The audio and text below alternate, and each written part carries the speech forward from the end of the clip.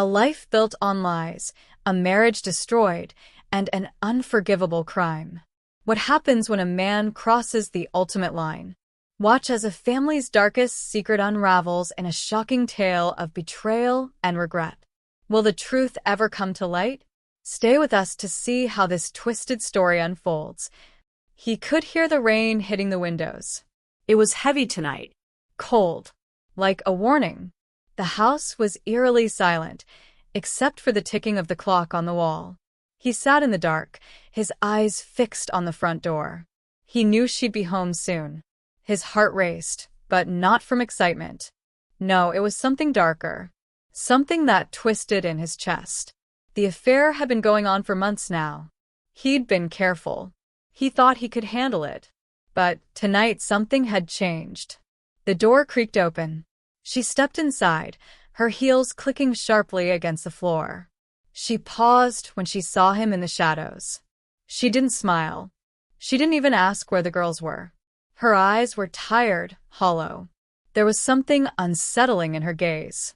Her breath hitched. "I know," he whispered, barely audible. Her face drained of color. She stepped forward slowly, as if testing the air. "What do you mean?" she asked, her voice trembling. But he didn't answer. Instead, he rose from the chair, his movements slow, deliberate. The tension in the room thickened. Her eyes flickered toward the hallway. The silence was suffocating. Suddenly, the sound of small footsteps. The girls. He could hear their giggles, their voices drifting closer. A chill crawled up his spine. They entered, their innocent laughter filling the room. Their faces bright, unaware of the storm that was brewing. And then everything went still. The girls stopped. Their smiles faded as they looked at their mother. The weight of the moment hung between them like a cloud. He reached into his pocket, fingers brushing the cold metal. The room seemed to shrink, the air thickening. His eyes never left hers. She finally spoke. "Do it," she whispered. Her voice was barely a breath, but it pierced him. The room felt like it was closing in on him. Everything was quiet. Too quiet. He couldn't breathe. Everything felt distant, as if he were floating above it all. She moved closer, and for a brief second, he hesitated. But then he didn't. His hand tightened around the cold metal. He could feel the weight of it now more than ever. The gun in his palm felt like an anchor. But his mind was lost, spinning in a haze of anger, regret, and fear. She was so close. Her eyes locked onto his, urging him. The room seemed to spin. The walls closed in on him, pressing him down. He could hear the sound of his pulse in his ears. It was deafening. He felt his fingers tremble. It was like the world was slipping away from him. Then everything stopped. The girls' laughter echoed again, but it was faint, like a ghost from another time. He looked at them, their innocent eyes wide, full of confusion. They didn't understand. They would never understand. His hand shook harder. But then the decision was made. The sound was deafening. A sharp, violent crack broke the silence. The gunshot rang out, reverberating through the house. The girls screamed. The echo of their voices filled the space, but it was already too late. He didn't see their faces when it happened. All he saw was her. Her face, frozen in disbelief, as her body collapsed to the floor. Everything went still again. A strange calm washed over him. But it didn't last. The weight of his actions hit him like a wave. He stumbled back, his breath shallow. His heart pounded. The room spun. He could still hear the faint cries of the girls. But he didn't move. He couldn't. The air was thick, suffocating. The house, once full of warmth, now felt cold and empty. He had done it. He had crossed the line. And now there was no turning back. The rain outside grew louder. The clock ticked, marking the time. He could feel the seconds slipping away. And as he stood there, frozen in place, he realized that this was the moment. The moment that would change everything. The house was quiet again, too quiet. Only the distant echo of the rain against the windows filled the empty spaces. He could feel the weight of what he'd done settling on him. Each breath felt heavier than the last. His legs buckled, and he sank to the floor. The cold tile pressed against his skin. His hands, still trembling, clutched the gun. He couldn't let go. He didn't know if he wanted to. The room seemed to stretch and twist around him. His mind was racing, spinning with thoughts he couldn't control. But then, the faintest sound broke through the fog in his head. A soft whimper. His head snapped up. The girls. They were still alive. They hadn't been in the direct line of fire. But they were close. So close. He could hear their sobs now. It was too much. The sound tore through him like a knife. He could feel the room closing in again. The walls seemed to press down, suffocating him. He stood, unsteady, the gun still in his hand. Every step toward them felt like an eternity. But he couldn't stop himself. He didn't know what he was doing anymore. It was all a blur, a haze of fear and guilt and anger. The girls were huddled together, eyes wide, tears streaming down their faces. They looked up at him, trembling. He could barely recognize them. They were just children. His children. And yet, his heart twisted, but it wasn't the same as before. The love he once felt for them seemed distant, fading away.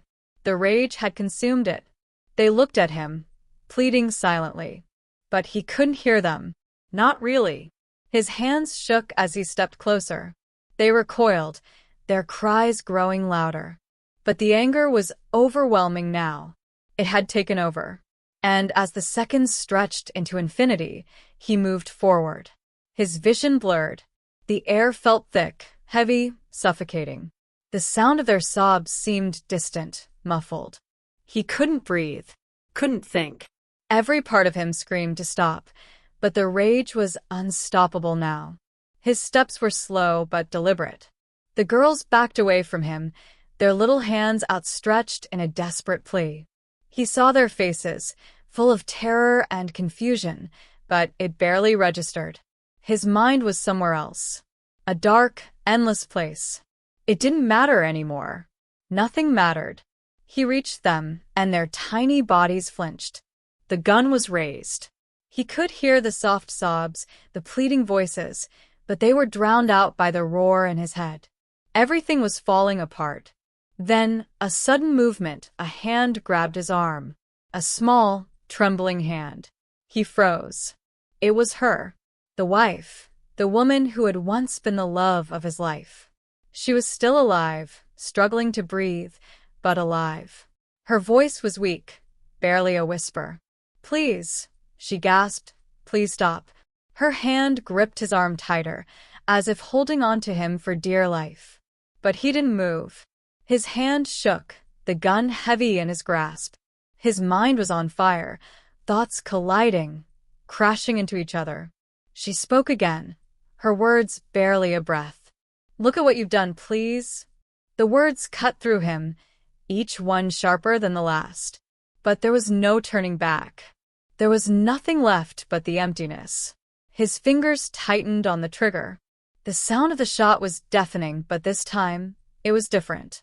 It wasn't just the shot that echoed in the room. It was the silence that followed. The silence that stretched and consumed everything. The darkness that followed the destruction. And in that silence, he knew. He knew everything was lost. The silence swallowed him whole. The room felt suffocating, every breath a struggle. His chest tightened as he looked around, his eyes frozen in disbelief. The echoes of the shot were still ringing in his ears, but everything else was muted. The gun slipped from his hand, falling to the floor with a soft clatter. His body went numb, as if he were no longer in control of it. The weight of the moment crushed him, each passing second sinking him deeper into the void. He barely registered the sound of his own breathing, ragged and shallow. His eyes locked onto her. Her body lay on the floor, still. Her face was pale, lips parted, and blood pooled around her, a dark crimson contrast to the cold, unforgiving floor. He didn't want to see it, but he couldn't look away. The faces of his daughters flashed in his mind. The shock, the fear. He could still hear their screams in his head, feel their tiny hands reaching out, begging for mercy. But there was none. None for them, none for him. The house was full of death now. It felt like the walls themselves were closing in. The weight of his own guilt pressed down on him with an unbearable force. His eyes searched for something, anything, that could pull him out of this nightmare. But there was nothing. There was no escape. The clock on the wall ticked, counting the seconds as they dragged on, mocking him. The rain outside continued to pour, a relentless storm that mirrored the turmoil inside him. He could hear nothing but the pounding of his own heart, thumping in his chest, growing louder and louder, until the sound of his heartbeat became all that existed. He collapsed to his knees, hands gripping his hair as his body shook. The tears came then, burning his eyes as they spilled over. But it didn't matter. Nothing mattered anymore. What was left to feel? What was left to do? The world outside continued, oblivious to the horrors within this house. And all that remained was him, alone, in the dark. The minutes bled into hours. Time didn't seem to matter anymore. Everything outside of this room had ceased to exist. He sat in the darkness, still and broken. The cold air filled his lungs, but it couldn't numb the pain inside. His body ached, but it wasn't the physical pain that tore at him. It was something deeper, something irreversible. He wanted to scream, to shout, to wake up from this twisted nightmare. But there was no waking up now. He had crossed a line. There was no going back. The house seemed to groan under the weight of what had happened. Every creak in the floorboards, every gust of wind that rattled the windows, each sound felt like a reminder of his crime, of the life he had destroyed. His breath was shallow, quick. His chest tightened. He couldn't shake the images of their faces. His daughter's eyes, wide with fear. The silence after the shots. The blood. It was everywhere now. It stained the walls, the floor, his very soul. His hands, trembling and stained, reached for his phone, but he couldn't bring himself to call anyone. There was no one left. The affair, the lies, the anger, it had led him here. To this dark, empty room. To the consequences he could no longer avoid. He dropped the phone, unable to move, unable to act. Everything felt numb. But still, the rain outside beat relentlessly against the glass, a cruel reminder of time marching on. The silence in the house grew heavy again, so thick that it felt suffocating. His eyes shifted toward the door. The outside world was waiting, but he couldn't face it. Not yet. All he could do was sit there, trapped in the weight of his own decisions. The blood on his hands wasn't just physical. It was etched into his soul, and he knew, deep down, that he would carry it with him forever. The storm raged on, but inside, there was only silence. The storm outside raged with fury, as if nature itself was echoing the chaos inside him. The relentless wind howled, slamming against the windows, as if trying to break into the house. But it couldn't. Nothing could break the suffocating silence that hung in the air. He could feel the darkness creeping closer, wrapping around him, pulling him deeper into its grasp. Each breath felt heavier, more labored, as if the air itself was growing thick with guilt. The weight of what he had done pressed on him, suffocating him from the inside out. He couldn't escape it. He couldn't escape her face. The face of his wife, staring at him from the floor, eyes wide open in shock and disbelief. The faces of his daughters, their small bodies trembling in fear. Their screams haunted him, echoing in his mind like a broken record. His chest tightened with the unbearable pressure of it all. The room felt smaller now, like it was closing in on him. The walls seemed to pulse with the rhythm of his heartbeat, each thump reminding him of the lives he had taken. He wanted to run, to get away from it all. But there was no escape, not from what he had done. not from the consequences that were now inevitable. His eyes drifted to the phone again, sitting on the floor beside him. But he didn't pick it up. He knew what would happen if he did. The call to the police, the interrogation, the prison cell. But it wasn't that simple. It couldn't be. He couldn't just pick up the phone and pretend everything was okay. He had crossed a line that would never be erased. A line that had taken everything from him. He had destroyed the only thing that had ever mattered. And now he was alone, trapped in a nightmare of his own making. The storm continued to rage outside, but inside, the world was still, frozen in time. The only sound now was the steady ticking of the clock on the wall. Tick, tick, tick. And with each passing second, he felt it. The weight of his actions. The realization that nothing would ever be the same again. The world outside could never know what had happened inside this house. But he would. And that was punishment enough. For the rest of his life. The ticking of the clock seemed louder now, each second stretching out painfully, marking the slow passage of time. The storm outside had quieted, but inside, the storm raged on in his mind. He couldn't escape it. The images kept flashing, relentless. Her eyes, wide with fear and betrayal. The soft cries of his daughters. Their faces, filled with confusion. Why had he done this? Why had he taken everything from them? His hands trembled at his sides, and he slowly looked down at them. They were stained, not just with the blood of those he had killed, but with the guilt that had been building for so long. His life, once full of warmth and love, now felt cold, frozen in this moment of horror. He stood slowly, the weight of his body feeling foreign. The room spun slightly as he took a step toward the door. Each footstep felt like it echoed in the emptiness. The door to the outside world seemed so distant now, like a place he couldn't reach. He placed his hand on the doorknob, but his fingers were unsteady. His breath was shallow, ragged. And then he turned.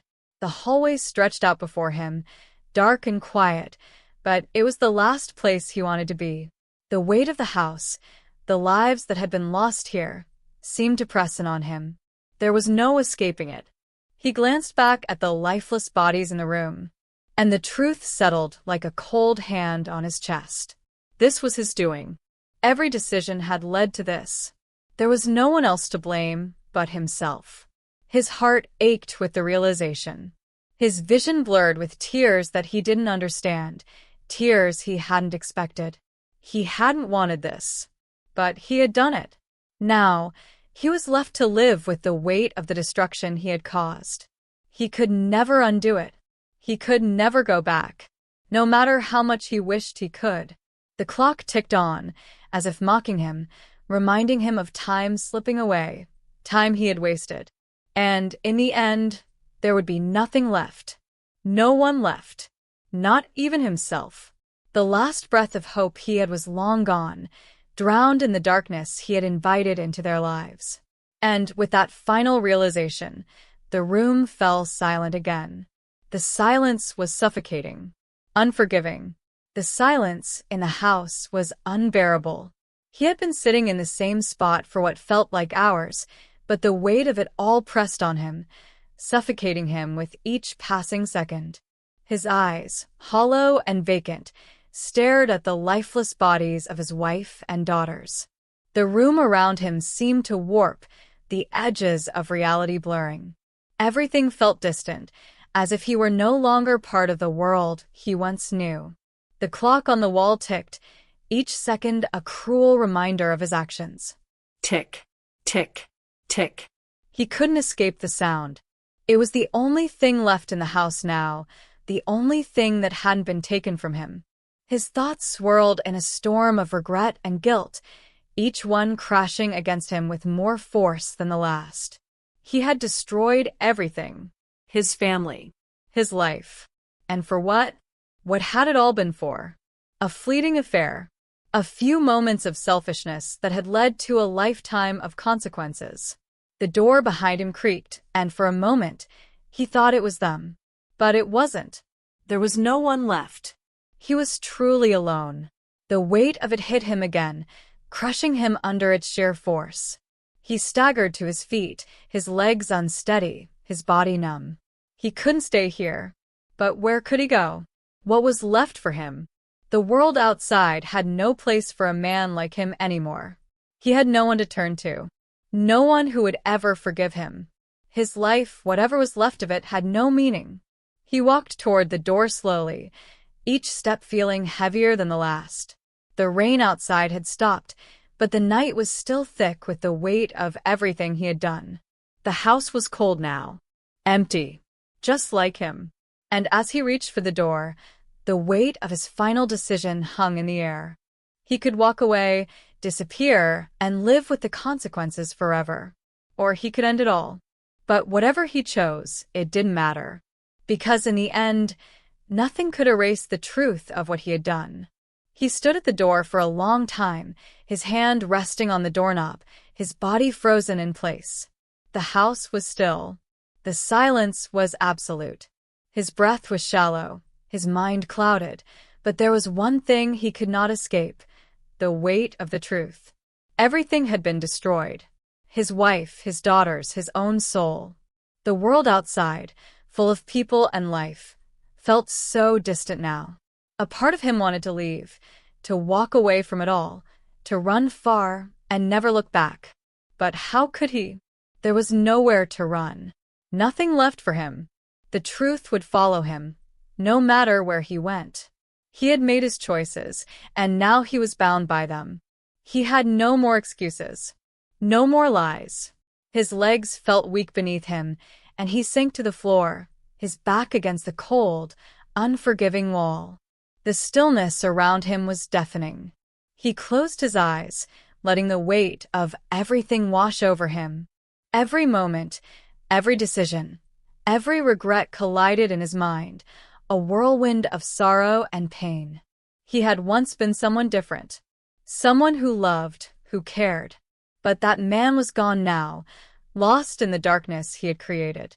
The clock on the wall ticked on, each second slipping by like sand through an hourglass. Tick, tick, tick. But the passage of time no longer mattered. He had no more time left. He was trapped, not by walls or doors, but by his own actions. And as he sat there, in the cold emptiness of the house, he realized that he would never escape. He would never find peace. The world would go on, indifferent to the horrors that had occurred within these walls. But for him, there would be no redemption, no forgiveness. The storm had passed, but the silence remained, deep and final. And with that, he knew his life, as he had known it, was over.